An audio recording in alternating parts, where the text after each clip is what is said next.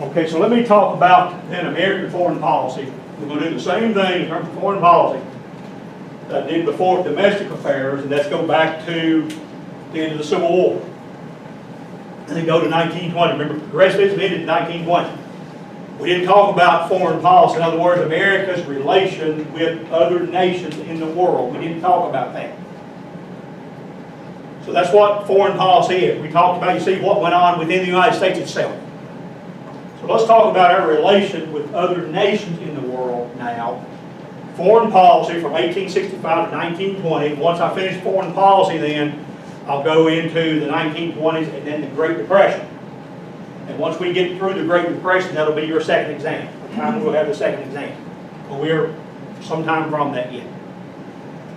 In terms of foreign policy, there are going to be two periods, two things historians talk about. Two phases. First period is going to be the period of isolation. I'm going to talk about it first. And then the next slide I'll show is going to be the period of imperialism. But let me talk about the period of isolation first. This period of isolation is going to go from about 1865 to about 1898. It's called the period of isolation, or sometimes you see historians refer to it as the period of uncertainty.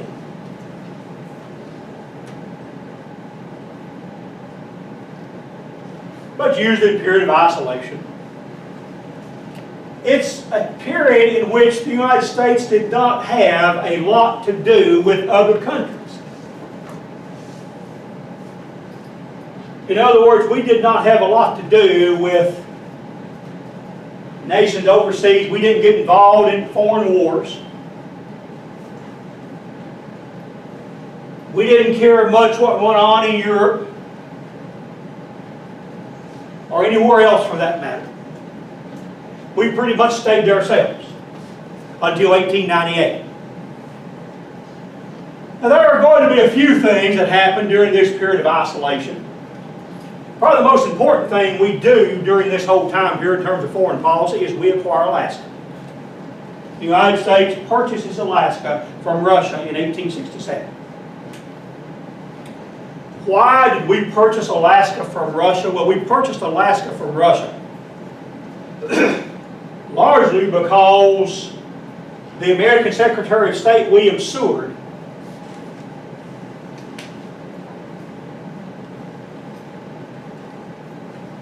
saw the big picture. William Seward, you see, understood that there likely would be trouble in the future between the United States and Russia, and he really wanted Alaska to head off that trouble. Now, when he purchased Alaska, he was ridiculed in the press. Newspaper reporters often wrote stories referring to the purchase of Alaska as Seward's folly or Seward's icebox. See, they were poking fun at Secretary of State Seward for negotiating this treaty with Russia to buy Alaska. But you see, Alaska had been a Russian colony. Russian explorers had come along the west coast of what is today the United States and Canada. They had settlements established in Alaska, like Sitka, for example, was a Russian settlement. The Russian explorers had come all the way down as far as Northern California. They had Russian towns near what is today San Francisco. And the Russians claimed not only Alaska and the western part of Canada, but they claimed also parts of Washington and Oregon and California. Well, you see, the United States claimed some of the same territory.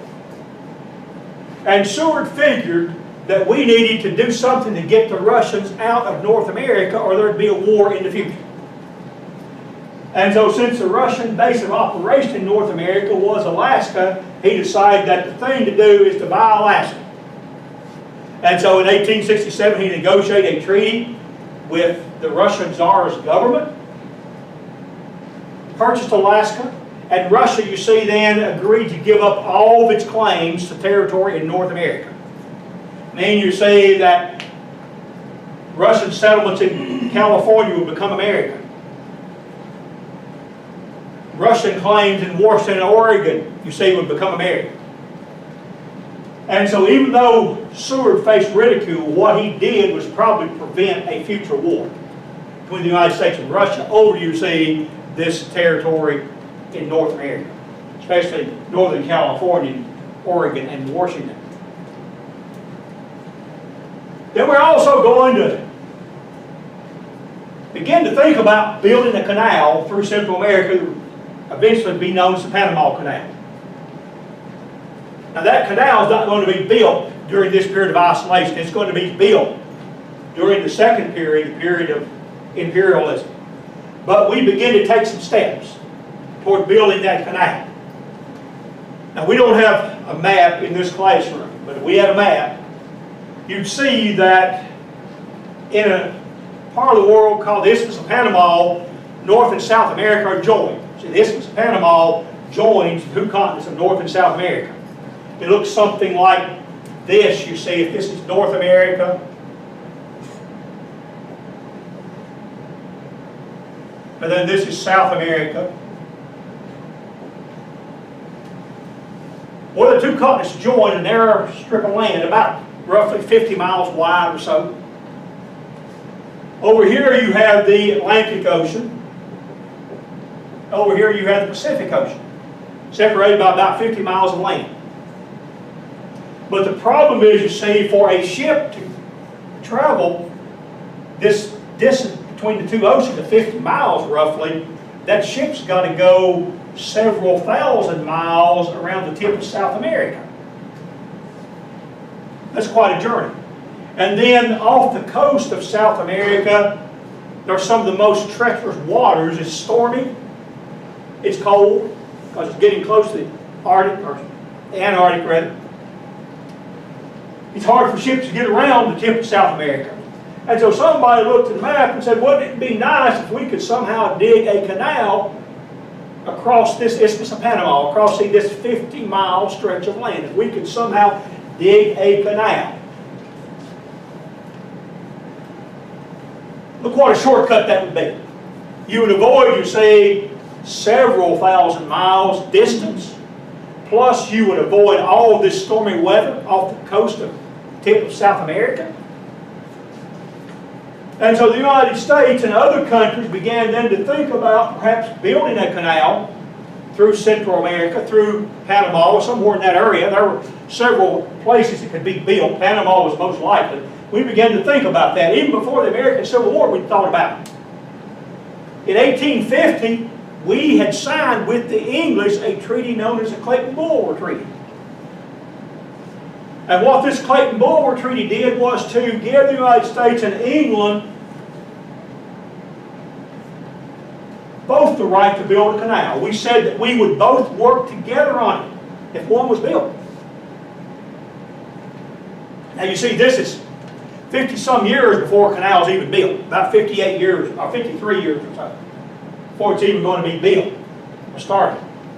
But you see, we were thinking about it even before the Civil War. And then, as the 20th century approached, we began to think about it more. See, as the Industrial Revolution began to make it increasingly likely that machines could help build that canal.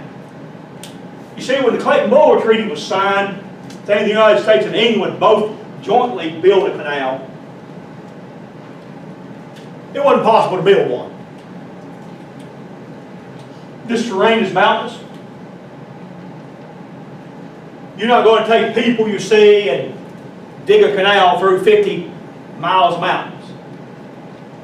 But the Industrial Revolution began to create machines. Things like steam shovels, the locomotives, the steam engine, that could do more work, you see, in a day's time than a human could in a year's time. And so it began to look like, you see, that maybe these machines created by the Industrial Revolution would then enable us to build a canal through Central America. Well, we began to think about our agreement with England to jointly build a canal with them. We began to say, well, we don't know if we want the English involved.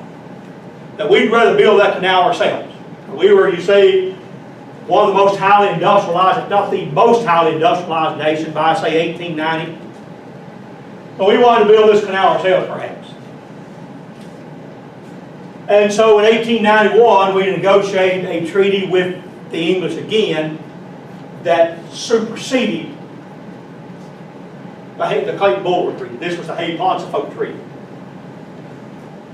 In the Hay-Pauncefote Treaty, the Clayton-Bulwer Treaty was annulled. In other words, this agreement that the United States and England would jointly build a canal, that agreement was annulled. In other words, the Hay-Pauncefote Treaty said that England would agree to allow the United States, if a canal was built, to build it ourselves, and England wouldn't want any part of it. See, the English gave up their right under Clayton-Bulwer to build a canal with the United States. And then we had some minor difficulties with some countries during this period of isolation. We had a little bit of trouble over Hawaii. What happened in Hawaii? Well, basically what happened is that the government of Hawaii, you see, was an independent nation. The government of Hawaii, under the Queen, it's in your textbook, starts with an L. It's probably got 40 letters in. I can't ever begin to pronounce it.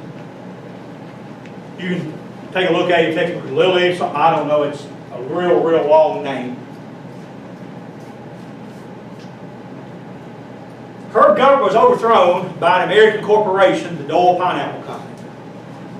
Makes fruits today, still in business.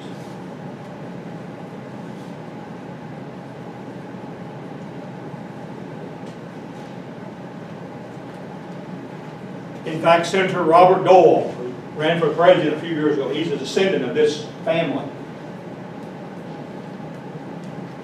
The Dole Pineapple Company overthrew the government of this queen in Hawaii. The Dole Pineapple Company took control of Hawaii, and the Dole Pineapple Company then tried to get the United States government to take control of Hawaii. They tried, you see, since they were an American company, they tried to negotiate a treaty with the Grover Cleveland administration in which the United States would annex Hawaii as a colony. And the Cleveland administration was willing to take control of Hawaii, but the Senate was not. When this treaty went to the Senate didn't approve it. It was withdrawn before the Senate could vote on it. Why? Because it was going to fail.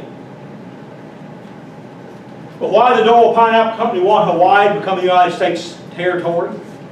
Well, it had to do with protecting tariff. See, the United States had tariffs on tropical fruit to protect tropical fruit growers in places like Florida and California. See, California and Florida both produce tropical fruit. And so to give those growers in Florida and California a market, the United States government taxed tropical fruit coming from foreign countries like Hawaii. Well, the Dole Pineapple Company wanted to be able to sell its tropical fruit tax-free. They wanted to see to be able to sell Hawaiian tropical fruit in the United States and not have to pay the tariff on it, which drove up the price of their fruit. And so that's why the Dole Pineapple Company, see, took control of the Hawaiian government and then wanted to make Hawaii part of the United States to avoid the tax, avoid the tariff. But it didn't happen this time. Now, we would take Hawaii in 1898. But we didn't get it, you see, we did it this time. But it was at least an attempt, an attempt back. We also had some trouble over the Samoan Islands with Germany and England.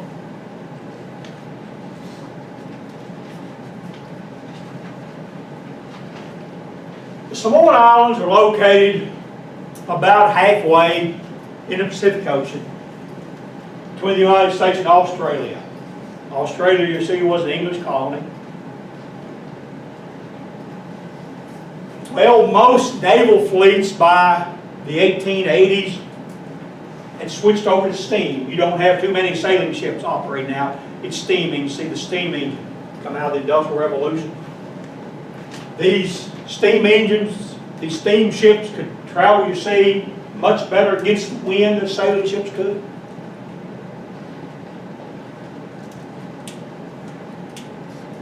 But the problem with steamships is they've got to have refueling stations. There's only so much coal and fresh water that a steamship can carry.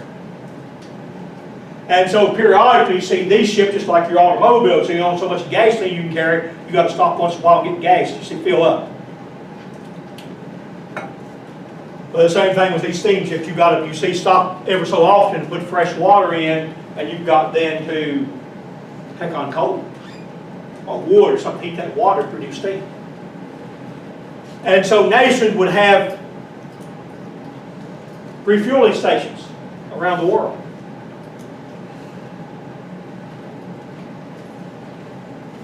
Well, Samoa would be a good place.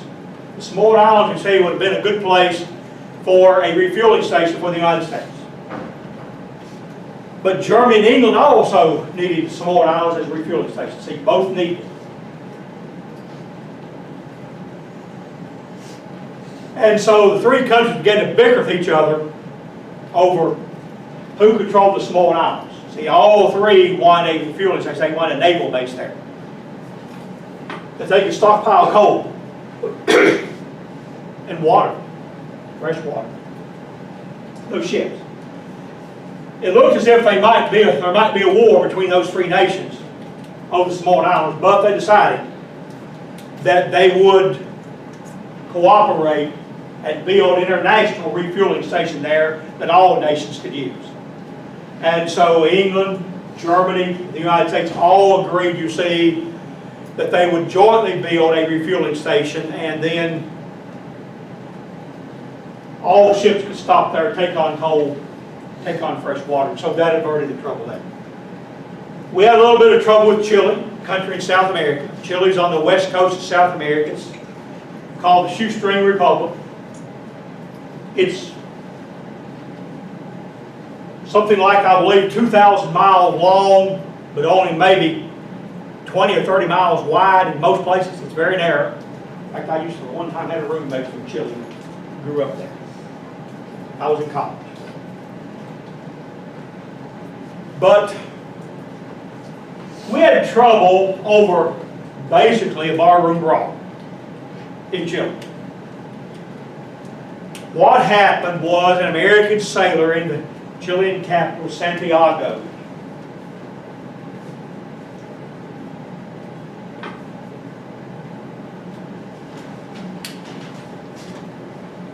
an American sailor in Santiago got into a bar. I got into a barroom brawl. He had too much to drink, in other words. He probably shot his mouth off. Some people drink too much do, you see, and get in trouble. He probably said some things he shouldn't have said. Got in a barroom brawl. Of course, that fight he's killed. Well, the United States government treated this as an international incident, and we demanded that the government of Chile apologize. We threatened to go to war with, you see, over this barroom brawl. What about nothing but mainly a barroom brawl. And the Chilean government, you see, was mature enough to understand that there's no use fighting a war over some sailor getting killed in a barroom brawl. And so the government of Chile apologized that ended, you see, that difficult. We also got involved in a thing known as the Venezuelan boundary dispute during this period of isolation. The Venezuelan boundary dispute didn't really involve the United States. We just injected ourselves. The Venezuelan boundary dispute was a dispute between England and the colony that England had on the northern coast of South America, British Guiana.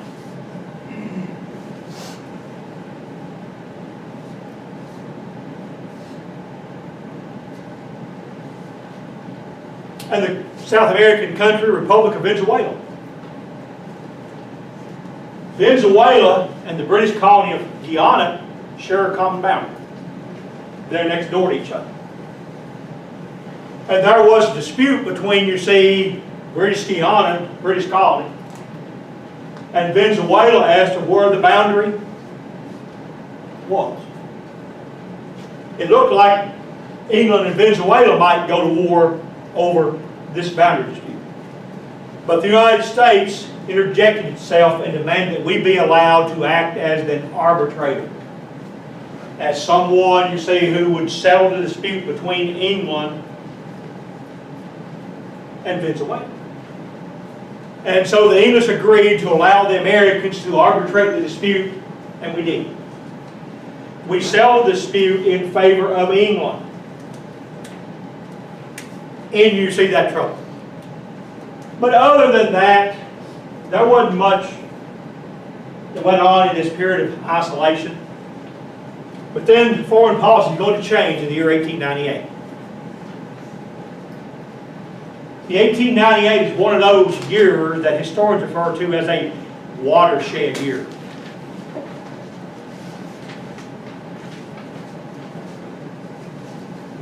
A watershed event, you see, in American history. In other words, a watershed year is a year in which things change completely. That's what happened, you see, in 1898. In 1898, the United States foreign policy is going to change from being isolated, in which we don't have much to do, you see, with other nations in the world, to being imperialistic, being one in which, you see, we want colonies. We began to get actively involved in the world. So I've got a definition on this side of imperialism. You see, it is, by definition, a quest by the United States for overseas conquest, overseas territory, empire. In other words, you see, we want land, we want colonies.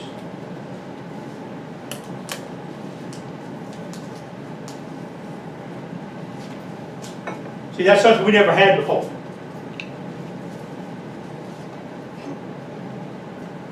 But in 1898, we were going to fight a war with Spain, and the purpose of that war mainly was to get colonies that Spain had.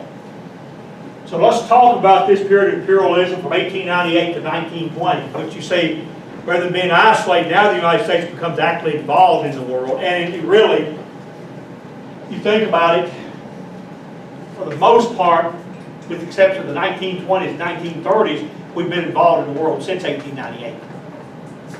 See, it marked a turning point in American foreign policy. So let's look at imperialism, and first of all, look at its roots or its causes. Why did the United States become imperialistic?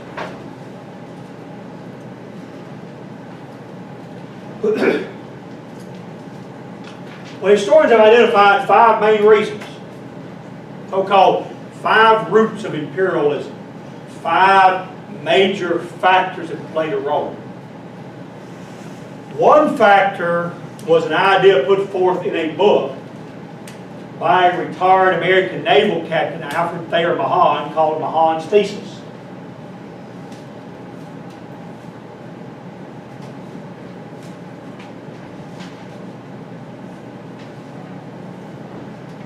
Mahan wrote a book after he retired called The Influence of Sea Power Upon History.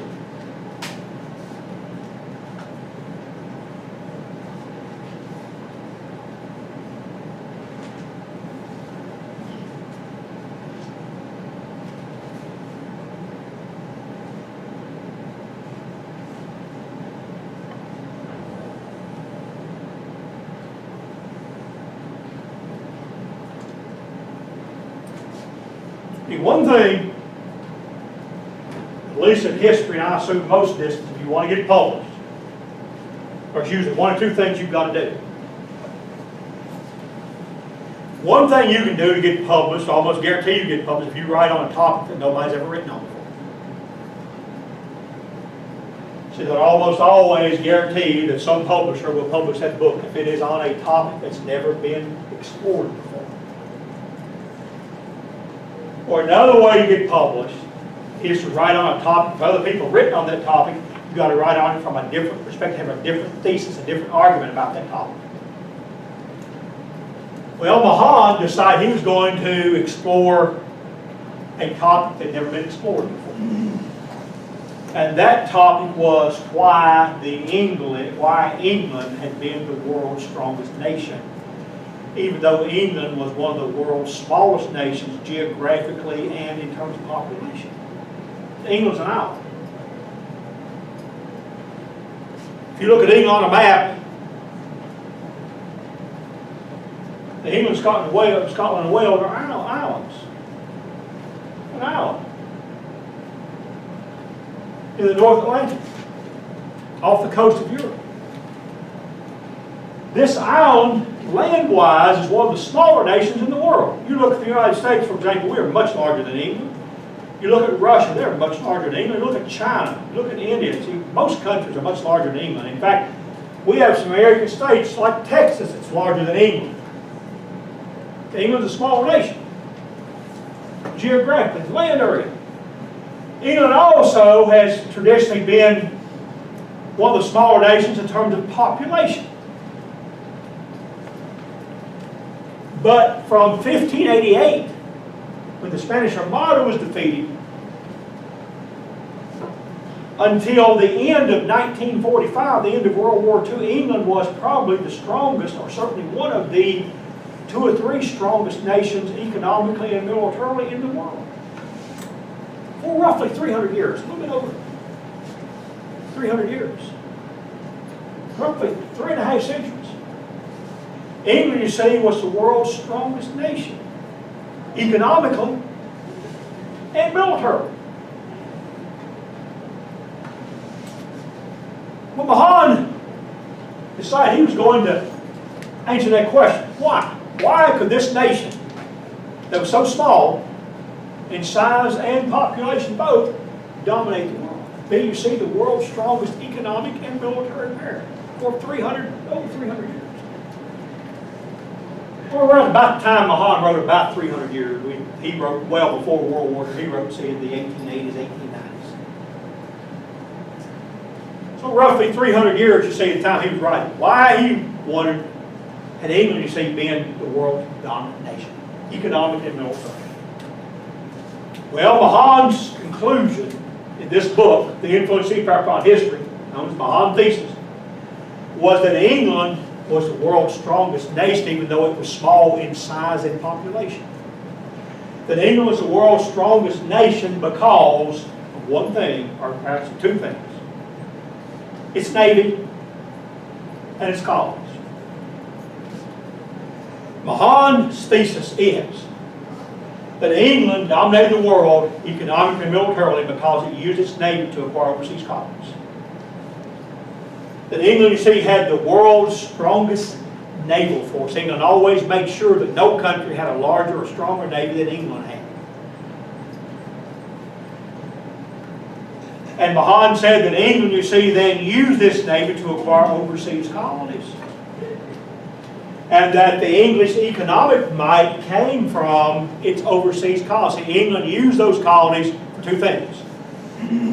England used its overseas colonies as a source of raw materials.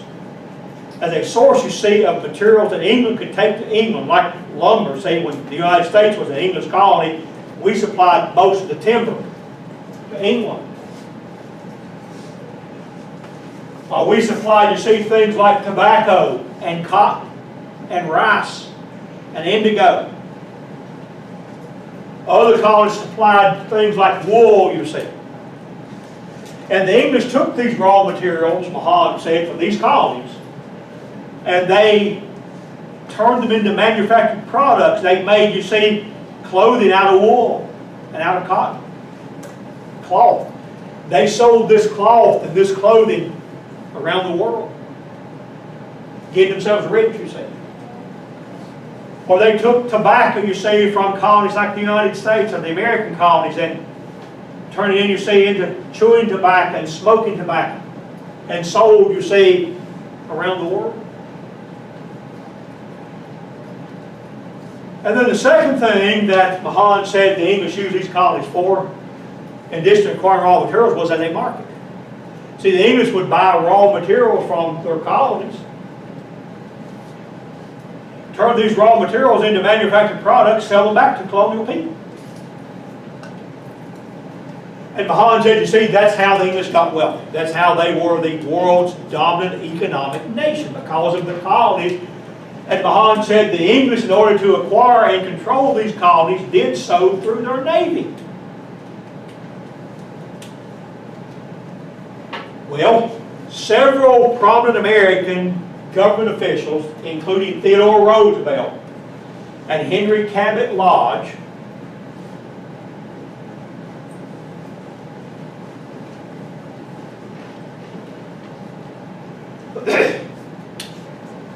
several prominent people, including Roosevelt and Lodge, read Mahan's book and they said, aha, he's right. Mahan has finally, you see, come upon the answer. That's why England has been the world's strongest nation. Its navy and its colonies. And so if you're people like Roosevelt and Mahan, you want to make the United States into a strong nation like England, what do you have to do? So what do you have to do?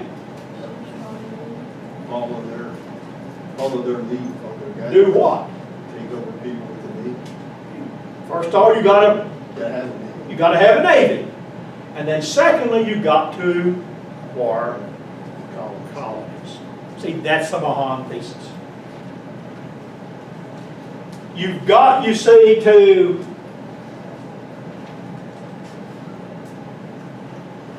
first of all build a strong navy. And then once you get that navy, you've got to use that navy to acquire colonies from which you can get raw materials and from which you can sell manufactured products to. And so people who read Mahan's thesis, who read Mahan's books, they, you see, were in position of power to begin to build a navy. What Theodore Roosevelt served as before he became president, before he went to war in Cuba, he, you see, was the Assistant Secretary of the Navy. He was the number 2 man in charge of the Naval Department. That's what he did, you see. The number 2 man in charge of the Naval Department.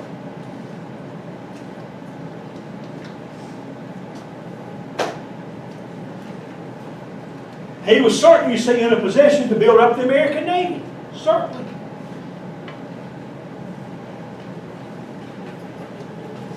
So he was certainly in a position to build up the Navy. And he did. And Lodge was a senator from Massachusetts. He could shepherd any kind of naval building bills, you see, through the Senate.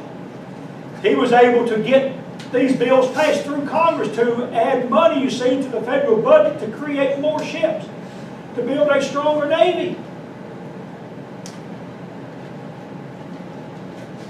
And then, you see, once you get that Navy built, which takes some time, takes several years, you don't just build a Navy overnight. Once you get that Navy built, then what you've got to do, you've got to take the second step, don't you? You've got to acquire colonies. And see, that's what's going to happen. We'll see a bit later in 1898, when Roosevelt and others, you see, in government engineer a war with Spain. Because we want to acquire colonies that Spain's on the verge of losing. Another reason the United States became imperialistic was due to religious missionary activity from Protestant churches in the United States. See, the United States, before the new immigration, was mostly Protestant. See, this is the time that new immigrants are coming to the United States in large numbers, beginning about 1880. But before 1880, or before really 1915, 1920, we were mainly Protestant.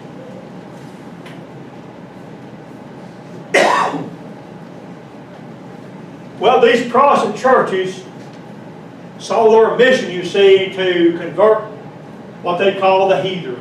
Convert, you see, non-Protestants. So they wanted to send missionaries, you see, into places like Japan, China, the Philippines, Africa, see, other places. And what these missionaries were supposed to do was to, you see, convert people to whatever particular brand of religion the church the missionary came from was promoting. Well, the problem with these missionaries is they had a bad attitude. They went into a foreign country. They would often go into that country with a haughty attitude, with a superior than thou attitude. Yeah, I'm sure you've seen people like that. They go in, you see, to this foreign country, and they would criticize everything in that country. They would go, you see, into that country, and they would criticize the food. They would say the food's not good to eat. They would say you need to eat American food. They'd go in, you see, to a foreign country, and they'd say your religion's no good. Gods you worship, you see, are false gods. And we've got the one true God, you see. They criticize the gods of foreign peoples. Or if they go into a Catholic country, they would say, you see, Catholicism is no good. The Roman Catholic faith is no good, they would say. They criticize the way people in those countries dressed. They would criticize their government. They'd criticize, the houses they lived in. That sort of thing. Well, if you're somebody who is a resident of that foreign country and you've got this foreign missionary coming in and criticizing everything about your country and your lifestyle, what's going to be your attitude? How are you going to feel about that missionary likely? Not good. Pardon me? Not good. Not good. You're not going to like that person. Are you going to think, how dare this fool come in, you see, and say everything is bad about my country? How dare he come in and say, you see, I need to dress like he does. The way my people dress are no good. How dare this person come in and say, I need to eat, you see, the kind of food they eat. That the food my people have been eating for hundreds or thousands of years is no good. Or is no good. How dare you see this person come in and criticize my religion and say that my religion is no good and their religion sees the one true religion? How dare you see these people come in and say that? How dare they come in, you see, and criticize my government or criticize the way I speak? That sort of thing. And so what's going to happen to these missionaries is that many of them are going to get kicked out of foreign countries. Foreign countries simply going to prohibit these American missionaries from coming into their country because of the attitude of these people. They're going to just simply, you say, look, we don't want you. You're going to be that way. We don't want you. Our people don't want you. We don't want you. And so what began to happen is that these Protestant churches who wanted to engage in missionary activity, rather than train their missionaries, you see, to behave in a proper manner, rather than train their missionaries, see, to have a more humble attitude when you're in a foreign nation. These Protestant churches began to pressure the American government to acquire colonies. See, these churches had the attitude, well, okay, if we own these colonies, we own these people, then they can't kick us out. But our missionaries can go in there and say, you see, whatever they want to say about these foreign people, and they can't do anything about it if we own them. And so you see, you have these Protestant missionary churches beginning to support colonization. They, you see, began to want the nation to acquire overseas colonies because they want territory that missionaries can operate in, you see, without being kicked out. And then you have another root of imperialism, that is economic and business expansion.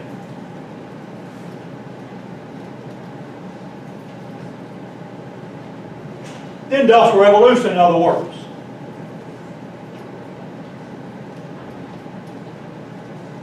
The American Industrial Revolution, you see, has created a need for the United States to market products overseas.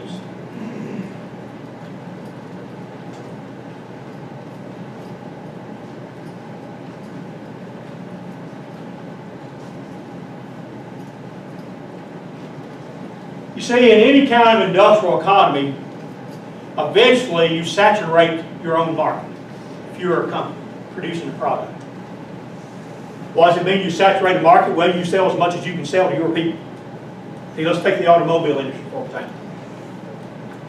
When the automobile first became widely available, when Henry Ford got the price down low enough for the average American to afford a car. Well, you see, over the next maybe decade or two, maybe 10 or 20 years, you're going to have to see people buying a lot of cars. See, everybody wants a car. Now you can afford it, you know, you want to buy one. But then after, say, 10 or 15 or 20 years, everybody who wants a car, who needs a car, has got one. See, what happens to the sale of Ford cars? See, when everybody in your country, the United States, has got a car, Henry Ford, you say, he's not going to sell anymore, is he? Or he'll sell fewer. You'll still sell replacement cars. See, if you look at a graph, what's basically going to happen is that sales level off. See, when a product first comes on the market, the Industrial Revolution, like automobiles, see if this is a graph, and this represents, you see, years.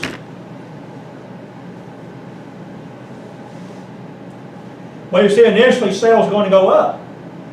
And then you see, you saturate the market, you reach a peak, and then sales begin to go down.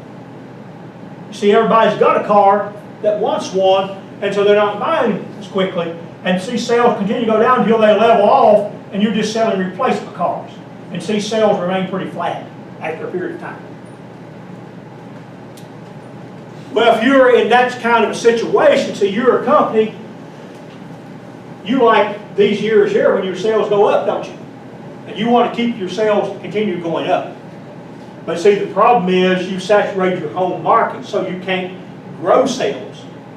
Everybody you see got a car, going to buy one basically, and so they just replace cars and they wear out, see sales level off. So what can you do, you see, to get back to this place where sales go up? What's one thing you can do? Find a new market. Find a new market. Get a colony. You see, American industrial leaders began to pressure the government to expand the market, to allow us, see, to sell overseas. Well, the problem, you see, with selling overseas, remember, was the tariff. Remember we talked about the tariff before. See, the United States tax products from foreign countries. What they do in turn, they taxed our products. See, that's the tariffs in the news lately. If you follow, what was it, Friday or so, President Trump said he's going to impose a tariff on steel and aluminum. And the estimates I've seen say that's going to cost Americans, it's going to cost 8 million people in the United States to lose their jobs. If he imposes that tax on aluminum and steel from foreign countries, they're going to do the same thing you see to our products. That's going to cause 8 million people, estimates are 8 million people in the United States will be unemployed because of that. That's a lot of people. 8 million. See, the president needs to rethink that problem. You don't want to cost 8 million people their jobs, you see, by doing something rash like that. By saving, you see, a few jobs in the steel industry, you cost 8 million other people their jobs. See, that's what tariffs tend to do. See, that was the problem in the 1890s. We had a tariff. If we have a tariff on foreign products, say on foreign steel and aluminum, they do the same thing. They tax our products sold over there, but see, they might tax corn or wheat. Or they might tax, see, automobile. Anybody know what the biggest market for General Motors is in the world? China. General Motors, this American car company, sells more cars in China than anywhere else. What's going to happen? See, if President Trump puts a tax on Chinese steel and Chinese aluminum, what do you think China's going to tax? They're going to tax our cars, are they not? What's that going to do to General Motors employees? Isn't that going, you see, to cause General Motors have to lay people off? They won't sell, you see, as many cars in China because we tax their steel. They tax our cars, the price of our cars go up. In China, you see, we don't sell as much. See, that's going to hurt General Motors. See, that's what was going on in the 1880s, 1890s.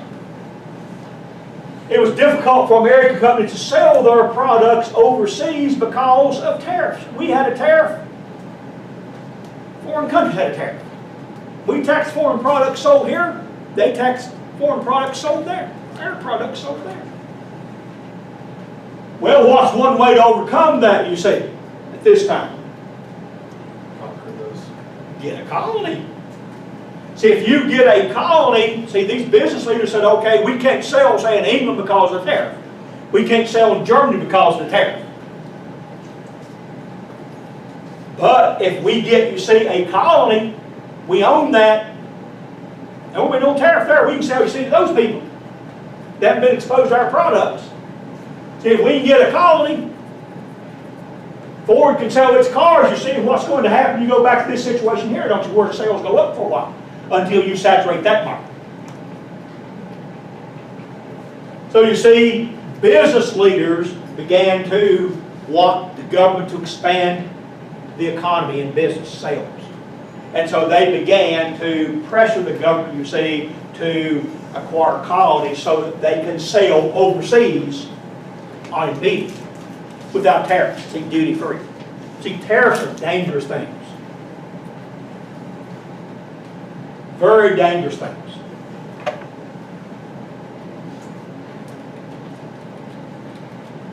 See, they cost jobs often. You're better off having free trade if at all possible.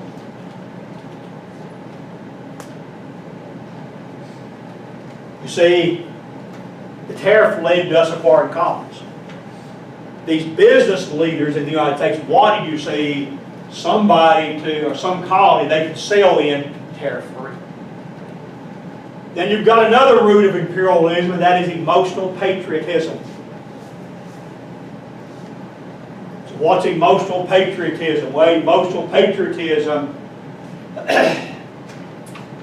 is best defined perhaps as people who are unhappy with the way the direction the country is going in after the Civil War. People who are unhappy mainly with the Industrial Revolution and what the Industrial Revolution had done, you see.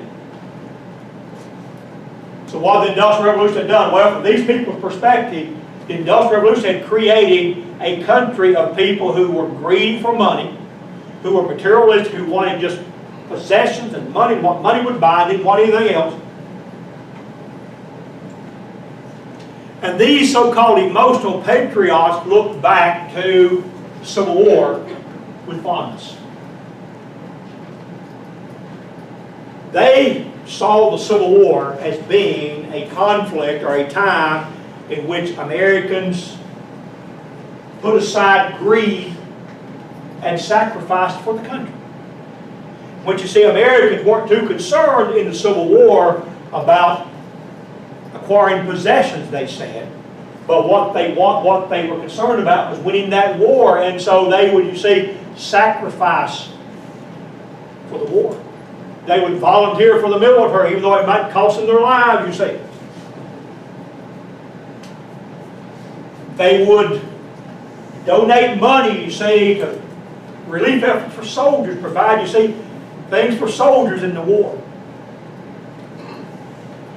But then after the war ended, these emotional patriots were unhappy. They said, look, Americans now don't seem to be like that war generation. The Americans now, you see, seem to care nothing about care about nothing but making money. Getting material possessions. Greed, you say. Gilded age greed. And so these emotional patriots then thought that it'd be nice to have some kind of a war to awake the country up from its materialistic slumber.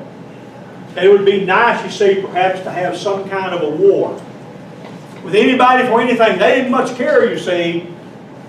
If it meant acquiring colonies, that was fine with them. All they wanted, you see, was war, because they thought if we go to war, that, you see, will show Americans that greed and money and possessions, you see, aren't everything. That there are more important things, you see, in life than material possessions, than money, than what money will buy, making money. And so these emotional patriots, you see, wanted a war because they thought it would reinvigorate patriotism. Reinvigorate, they thought we'd see love of country rather than love of money. Then you have a final and fifth root of imperialism, and that is social Darwinism, or racism in the form of social Darwinism. So let me spend the rest of the time today talking about social Darwinism and the racism it entails. Social Darwinism is actually a misapplication of Darwin's theories on evolution and survival of the fittest in human society. See, Charles Darwin, a scientist, botanist I believe, studied fossils, especially plants, to some degree animals. And Darwin developed from his study of fossils a theory known as evolution.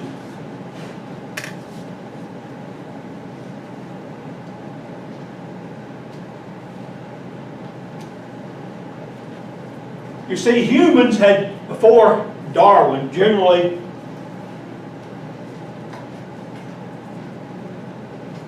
assumed that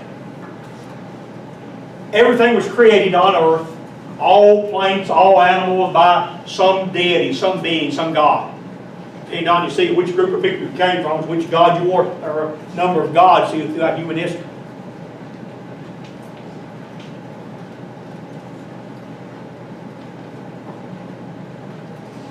And you see, within the United States and Western European countries, countries dominated by Christianity, either Catholicism or Protestantism. And even in countries where Eastern Orthodox religion, like Russia, other places active, even Middle Eastern countries like Islam, where it was dominant. Whatever religion you see, wherever you're at. The idea was that human creation, world creation of the world, was somewhere about 6,000 or so years ago. Relatively brief time you see in, or relatively brief time ago. Well, Darwin studied, you see, fossils, and he concluded that can't be accurate because these fossils, you see, are much older than 6,000 years. And so Darwin came up with the idea that no, things weren't created, you see, in a 6-day period of time by some god. Darwin said that life exists on Earth as a result of a long, drawn-out process he called evolution that occurred over hundreds of thousands, even millions of years. And you see, he did that based on a comparison of fossils and the changes made, you see, in plant life and animal life over years and years and years and years. Hundreds of thousands, millions of years. See, slow, gradual change. He said that, you see, is how life came to be. Through evolution, slow, gradual change. And he said what caused this change was environmental changes, different, see, the environment gets cooler, the environment gets warmer, time to time over thousands of years, you see. That kills off some species and allows others to evolve, you see, into different species of animals, plants.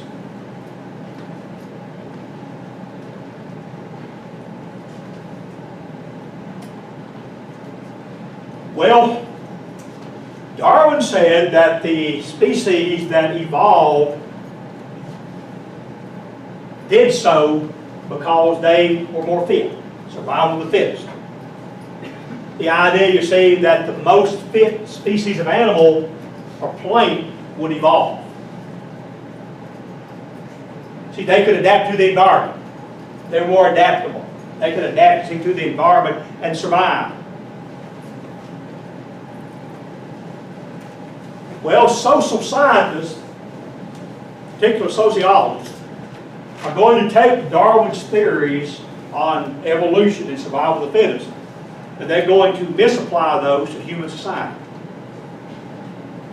See, Darwin's theories are never meant to apply to human beings, to human society. They were meant to apply, you see, to nature, to the world in general.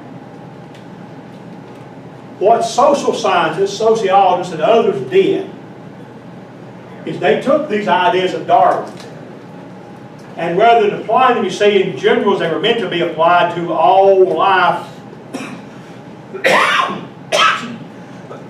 all life on Earth, they applied them to one species, human beings, Homo sapiens, humans.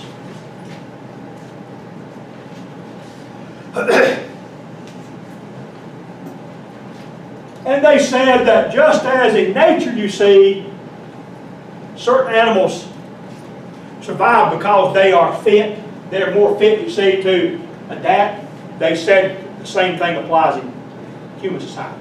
They said, you see, that certain people do better than others because they are smarter, perhaps. They're stronger, perhaps. That, you see,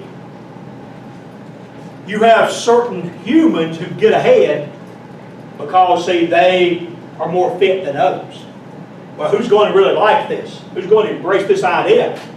You think of people we've talked about. Maybe not anybody individually, but as a group. And how's John D. Rockefeller and Andrew Carnegie, those people going to feel about it?